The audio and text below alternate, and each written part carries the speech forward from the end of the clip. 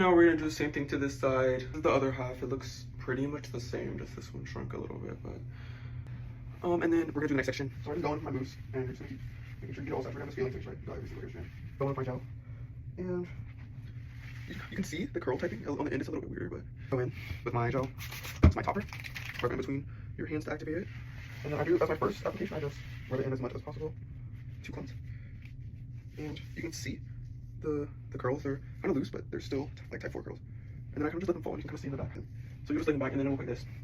And then we're gonna go into the crown area. So you're just gonna apply your moves, and I just get that all over.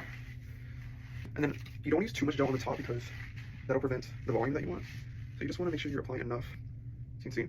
And in this section, I split it down the middle. I try to make sure it's even, but you can't always do that. I take a little bit more gel, and you're literally just gonna like stew it like I did my sides. You're gonna run it down, even though it's more like a wash and wait instead of wash and go. Yeah, and then you're just gonna keep working. You can see the section's kind of like naturally forming, so you just want to highlight that with your technique. And then the top, so it's top and half. Run it to the side. Near the front, I like to flip all my hair back so I can see what I'm actually doing. I do really like the curls brushed on good, but it gives me too much frizz at the root, so I can record the root and then I brush it all the ends. And you just want to make sure you get that as close as possible to the root and get every direction.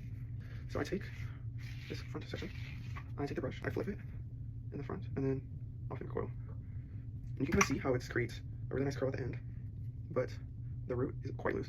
And I curve really early so that I can get the maximum curve possible. I'm just gonna finger coil the root.